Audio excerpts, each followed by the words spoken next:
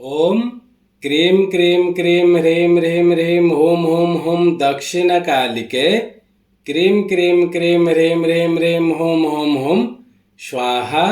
माँ दक्षिणकालिके नमः। प्रसन्नो वरदो भव, प्रसन्नो वरदो भव, प्रसन्नो वरदो भव। सिद्ध साधक परिवार के इस चैनल में आपका स्वागत है। चैनल में गुप्त गुप्त दुर्लभ साधनाएं चल रहे हैं। जानने योग्य बातों पर चर्चाएं भी होते आ रहे हैं। साथ ही साथ शक्तिशाली से अति तीव्र शक्तिशाली टोटके भी दिए जा रहे हैं।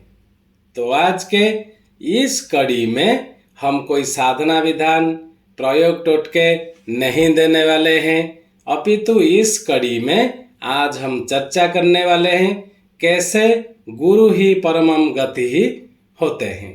और यह विषय में आज हम एक पौराणिक गाथा का उज्जवल पृष्ठ आपके सामने रखते हैं। आपको समझ में आ जाएगा कि कैसे गुरु ही और केवल गुरु ही परमम गति ही होते हैं।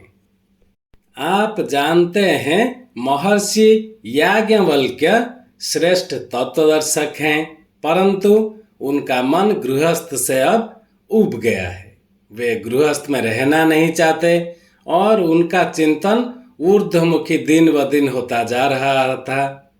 तो ऋषि के दो पत्नियां थे, मैत्री और कात्यायनी। ऋषि ने मैत्रेयी से कहा, मैं जीवन का शेष भाग परम ज्योति के दर्शन हेतु लगाना चाहता हूँ और इसीलिए मैं ऊर्ध्वमुखी होकर साधना संपन्न करने की इच्छा रखता हूँ और मैं आज ही तेरा कात्यायनी के साथ निपटारा कर देना चाहता हूँ। मेरे इस आश्रम में जो भी धन संपदा है उसके दो भाग कर देता हूँ और एक भाग तुम्हारा और दूसरा भाग कात्यायनी का।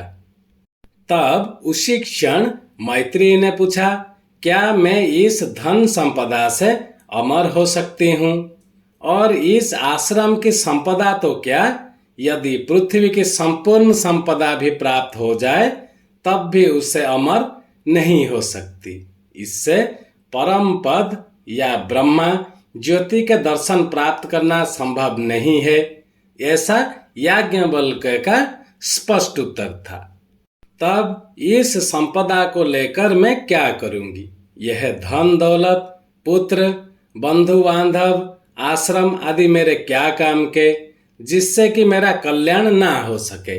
और यह सारी संपदा मेरे जीवन में क्या काम की, यदि मैं स्वयं का कल्याण ना कर सकूं और जीवन को ऊर्ध्वमुखी ना बना सकूं? और यदि आप मुझे भाग देना ही चाहते हैं तो मुझे ऊर्ध्वमुखी होने की प्रक्रिया समझाइए। उस परम ज्योति के दर्शन करने की विधि बताइए जिससे कि मैं अमर बन सकूं।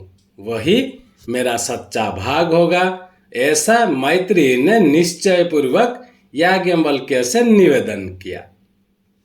किंतु कथा यह था कि उस पथ का ज्ञान तो केवल गुरु ही दे सकता था। मैं तेरा पति हूँ और परंतु जब तक तुझ में शिष्यता का भाव जागृत नहीं होगा तब तक मैं वह ज्ञान नहीं दे सकूंगा।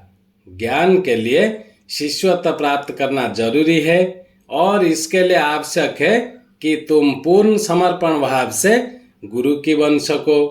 अभी तक तो तुम मेरा पत्नी थी, शिष्य नहीं, और पत्नी को भाग दिया जाता है। अमरत्व ज्ञान तो शिष्य बनने पर ही संभव है और यह शिष्य का अधिकार भी है। ऐसा याज्ञवल्क्य ने स्पष्ट व्याख्या की। तब मैत्रेयी ने शिष्यत्व स्वीकार किया और याज्ञवल्क्य को पति के स्थान पर गुरु के रूप में देखा और उनसे ब्रह्म विद्या का उपदेश प्राप्त किया।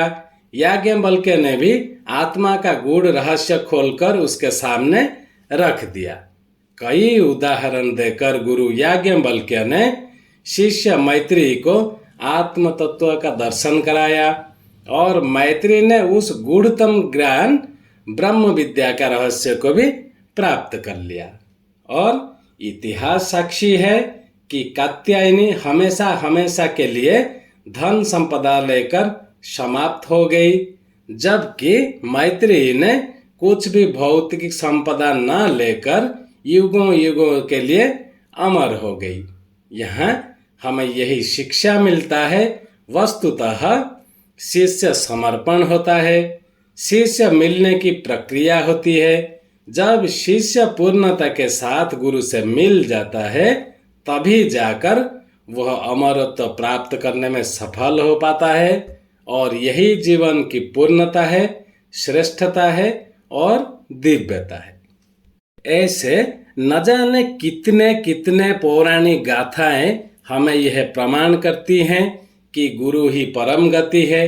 आगे की अगले एपिसोड में हम इसके ऊपर गुरु और शिष्य के संपर्क के ऊपर और गुरु शिष्य प्राप्ति के ऊपर, अमरत्व के ऊपर, दिव्यता के ऊपर आगे अलग अलग कड़ी में हम वीडियो बनाते रहेंगे।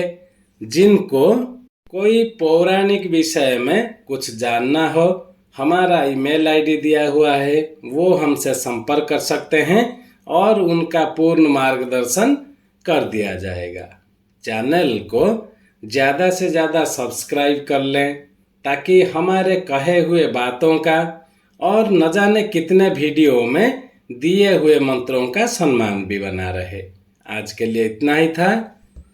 ओम क्रीम क्रीम क्रीम ह्रीम ह्रीम ह्रीम होम होम होम दक्षिण कालिके क्रीम क्रीम क्रीम ह्रीम ह्रीम ह्रीम होम होम होम स्वाहा।